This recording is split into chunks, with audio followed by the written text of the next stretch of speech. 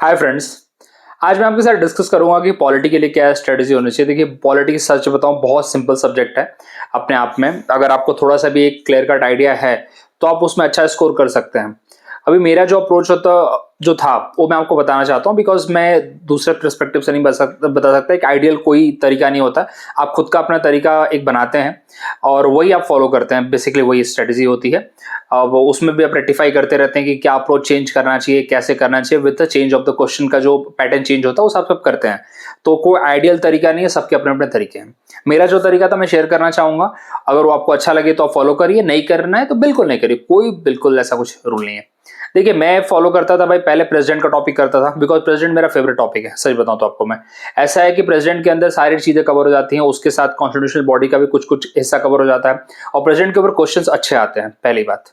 उसके बाद जैसे एक तरह से यूनियन एग्जीक्यूटिव है पूरा, अभी प्रेसिडेंट कर लिया मैंने तो फिर गवर्नर कर लूंगा, क्योंकि प्रेसिडेंट का भाई है गवर्नर, छोटा भाई स्टेट के लेवल पे। फिर मैं करूंगा vice president, president vice president अगर साथ में भी कर लेते तो कोई फर्क नहीं पड़ता।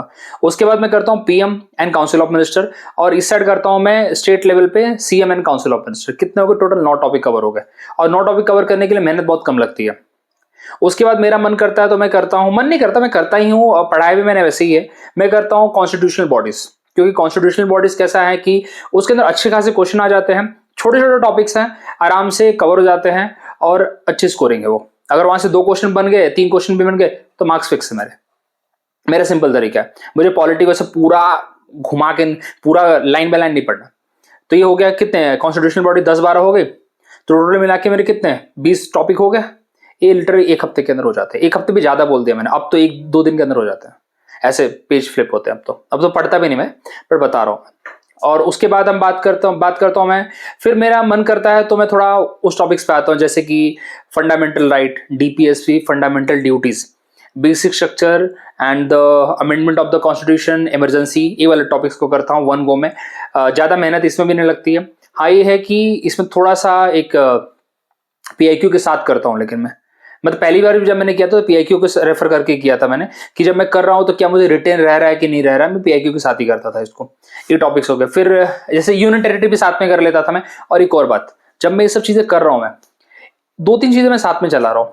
मैं शेड्यूल को साथ में लेके घूम रहा हूं। मैं जो 12 शेड्यूल होते हैं ना, उनको साथ में लेके घूम रहा हूं मैं। और साथ ही साथ मैं सोर्सेज को साथ में लेके घूम रहा हूं। जैसे कि अब मुझे प्रेसिडेंट का इलेक्शन है तो कहां से लिया है, अब उसके लिए, या अमेंडमेंट, कॉन्स्टिट्यूशनल अमेंडमेंट, ये 3 चीजों को मैं साथ में लेके घुमा रहा हूं। अगर मैं आएगा, जैसे इलेक्टोरल कॉलेज की बात करूं मैं प्रेसिडेंट की, उसके अंदर दिल्ली एंड पुडुचेरी को 70th कॉन्स्टिट्यूशनल अमेंडमेंट में जोड़ा गया था। अब मैं वहीं पे उसको लिख लेता हूं मैं। जैसे 61st अमेंडमेंट है, जिसके थ्रू 21 साल से एज 18 साल की गई थी, मैं वहीं पे लिख लेता हूं, मेरा अमेंडमेंट हो गया वहां पे। क्योंकि अमेंडमेंट की सेपरेट लिस्ट बना के रटने वाला मैं नहीं हूं। और वो आखिरी में खुद को, दिल को तसल्ली देने के लिए एक बार पढ़ लूं थोड़ा सा एक इंपॉर्टेंट अमेंडमेंट्स, अदरवाइज नहीं पढ़ता, मैं कभी नहीं पढ़ता। सोर्सेज का भी वही कहानी है। डीपीएसपी का सोर्स क्या है, फंडामेंटल ड्यूटी का सोर्स क्या है, प्रीएम्बल उठा लेता हूं फिर बीच में कभी, क्योंकि प्रीएम्बल में सारे प्रीएम्बल के साथ फिर कर लेता हूं कभी कभी मैं। जैसे डीपीएसपी किया तो चलो, जैसे आर्टिकल नंबर 38 में जस्टिस के बारे में बात किया, तो प्रीएम्बल में भी तो जस्टिस के बारे में बात किया, वो भी देख लो एक बार साथ ही साथ, चलते चलते फिरते, क्या प्रॉब्लम। तो प्रीएम्बल हो गया। उसके बाद हिस्टोरिकल कंटेक्सचर बहुत बोरिंग है, मेरा मन करता है तो फर्स्ट टाइम पे तो मैंने छोड़ ही दिया था, मैंने हटाओ इसको, आया तो आया, नहीं आया नहीं आया, क्योंकि यार हिस्ट्री में भी पढ़ता हूं मैं, तो निकल जाता है क्वेश्चन। ऑप्शंस होते हैं ना, वैसे निकल जाते हैं क्वेश्चंस। अब बात करते हैं यहाँ पे पंचायती राज और म्यूनिसिपैलिटी, दोनों को एक ही साथ करना है, ज्यादा उसमें मेहनत है नहीं। 73rd and 74th constitutional amendment है, 2 पार्ट उसमें भी जुड़ जाते हैं। और एक दिन मन करता है तो फिर लैंग्वेजेस करता हूँ पूरा। लैंग्वेजेस के लिए शेड्यूल नंबर 8 भी करता हूं, और आर्टिकल नंबर 344 से 343 से लेके 351 तक भी करता हूं, क्योंकि उसके अंदर फिर मैं मकरागिरी नहीं करता। ये है तरीका मेरा करने का। और फिर क्या बात है, हाँ फिर कोर्ट्स आते हैं, सुप्रीम कोर्ट, हाई कोर्ट और अपना डिस्ट्रिक्ट कोर्ट। उसके अंदर जुडिशियल एक्टिविज्म, जुडिशियल रिव्यू, ये पूरा एक साथ कर देता हूं फिर मैं, क्योंकि इसके अंदर फिर इसके साथ एक और टॉपिक बच गया अभी मेरा, पार्लियामेंट। अब बताओ, इतना सब मैंने कर लिया तो पार्लियामेंट के अंदर अब क्या बचता है? अब पार्लियामेंट के अंदर बस बचता है राज्यसभा, लोकसभा, ये सब बात करेंगे ना पार्लियामेंट को, क्योंकि पार्लियामेंट के ऊपर क्वेश्चन आते हैं। तो इतना सब करते करते एक बात आप बता देता हूं मैं, इतना सब करने के बाद आपको लगता होगा कि अभी क्या वापस से किताब खोल रहा हो कि नहीं। अब मैं सिर्फ पीआईक्यू के भरोसे चल रहा हूं। इतना सब मैंने कर लिया है, अब मेरे को खुद को कॉन्फिडेंस चाहिए कि यार मेरे को इतना रिटेन हुआ है कि नहीं हुआ है, तब जाके मैं पार्लियामेंट खोलूंगा या कुछ और टॉपिक खोलूंगा। ऑलरेडी मैंने कितना कर दिया, 35-40 टॉपिक कवर हो गए ना इतने में। तो इसके बाद सिर्फ और सिर्फ पीआईक्यू। अब देखूंगा पीआईक्यू में क्या मेरी इतनी औकात है कि मैं स्कोर कर पा रहा हूं इतने के साथ कुछ ना कुछ, क्योंकि अभी तक मैंने एक सिग्निफिकेंट अमाउंट ऑफ सिलेबस कर लिया है, तो मैं पीआईक्यू करूंगा। पीआईक्यू में मेरी औकात इतनी अच्छी कि हाँ भाई कर पा रहा हूँ, ठीक ठाक स्कोरिंग हो पा रही है, नॉलेज अच्छा रिटेन हो पाया है, तब मैं आगे बढ़ूंगा। नहीं हुआ रिवाइज मारूंगा, यही रिवाइज करूंगा मैं, ये मेरा तरीका। उसके बाद जब हो गया हाँ भाई एक अच्छा कॉन्फिडेंस आ रहा है, एक दो चीजें ऊपर नीचे हो रही, बट ठीक है दैट विल कवर, वो तो हो जाएगा, फिर मैं पार्लियामेंट करूंगा। पार्लियामेंट में भी ऐसे एक वन को मैं नहीं करूंगा, पार्लियामेंट में अलग से ज्वाइंट सेटिंग करूंगा, अलग से मनी बिल करूंगा, अलग से आर्टिकल नंबर 112 करूंगा, दैट इज बजट का अलग से करूंगा मैं। तो अलग अलग से जब करता हूं ना, तो उससे क्या होता है ना, एक अलग से कॉन्फिडेंस आता है। बोले हाँ ठीक है, यहाँ से कुछ स्पीकर को अलग से कर लिया, प्रोटम स्पीकर साथ में निपटा दिया। तो ऐसे करता हूं मैं, एक साथ पार्लियामेंट करने बैठूंगा तो मैं बोर हो जाऊंगा।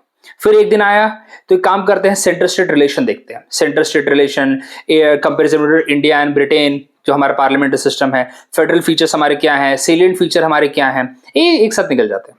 सेंटर स्टेट रिलेशन का एक फायदा ये होता है कि सेंटर स्टेट रिलेशन जब आप करते हैं ना, तो पार्लियामेंट के साथ भी चला जाता है, क्योंकि कौन कौन से सब्जेक्ट के ऊपर पार्लियामेंट लॉ बनाएगी, और centre state relation that is article 245 से लेकर 255 तक आपको वहां पे मिल जाता है, पार्लियामेंट के अंदर भी मिल जाता है। तो इस तरह से मेरा अप्रोच है कवर करने का इसको। और फिर जैसे कि कुछ टॉपिक जैसे आपको बताया, एंटी डिफेक्शन हो गया, जैसे बोला ना एंटी शेड्यूल को मैं साथ में लेके घूम रहा हूं, तो एंटी डिफेक्शन शेड्यूल नंबर 10 है, वो भी बीच बीच में हो जाता है, पीआईक्यू के साथ ही हो जाता है, बहुत सारी चीज तो पीआईक्यू के थ्रू हो जाती है। तो ये मेरा अप्रोच रहता है, ऑल्दो थोड़ा सा मिक्स है अप्रोच, कोई एक स्ट्रीमलाइन अप्रोच कभी नहीं रखी है एग्जाम क्लियर करने के लिए, क्योंकि इतना स्ट्रीमलाइन अप्रोच रखूंगा तो फिर मैं चीजों को लाइन बाय लाइन करता रहूंगा, भूल जाऊंगा फिर चीजें, इसलिए मिक्स।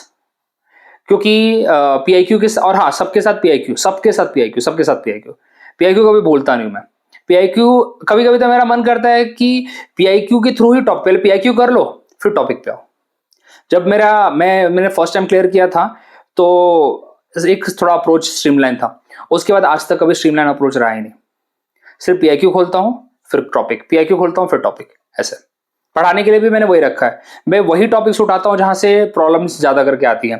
जैसे कि आर्टिकल 19 उठाया मैंने, आर्टिकल 19 अलग से पढ़ाया मैंने आपको, मेरे चैनल पे आपको मिलेगा, उसके अंदर कौन कौन सी ये आपको मिलेंगे, लिमिटेशंस क्या है वो आजकल पूछी जा रही है, उसके ऊपर बना दिया मैंने। आर्टिकल 20, 21 ऐसे बनाया मैंने, क्योंकि एक साथ बनाऊंगा आर्टिकल 14 से लेकर आर्टिकल 35, अरे पढ़ने वाला भी बोर हो जाएगा, पढ़ाने वाला भी बोर हो जाएगा, मैं तो ऐसे ही बोर हो जाता हूँ पढ़ते पढ़ते। तो ये तरीका है मेरा, और आप अपना तरीका देखिए, बताइए क्या तरीका आपका है, क्या उसको सर सूट कर रहा है कि नहीं कर रहा है। देखिए आपका तरीका जैसा भी हो, आपका तरीका बहुत अच्छा होगा, मैं मान के चलता हूं मैं, लेकिन प्लीज रिमेंबर, आप पीआईक्यू को प्लीज इग्नोर मत करिए। वो आईएएस का पीआईक्यू हो, सीएपीएफ का पीआईक्यू हो, सीडीएस का हो, स्टेट पीसीएस का हो, आपके सिलेबस में अगर वो आ रहा है प्लीज करिए। एनडीए का भी करिए, सीडीएस के हैं लेकिन एनडीए का भी करिए, आपको एक अलग से कॉन्फिडेंस मिलता है पीआईक्यू करने से, और जो थोड़ा बहुत ऊपर नीचे रह जाता है ना, वो हो जाती है चीजें क्लियर। सो ये है, थैंक यू वेरी मच, और प्लीज पढ़ाई करते रहो और चैनल पे बने रहो। पॉलिटी ऑलमोस्ट कवर कर दिया है मैंने, कुछ कुछ चीजें जैसे आर्टिकल 371, देखो मैं भूल गया आर्टिकल 371, ये आखिरी दिन पे देखता हूँ। क्यों आर्टिकल 371 आखिरी दिन पे देखता हूँ, इतना याद किसको रहेगा यार। Article 371 A B C D F G H I J, किसको याद है यार।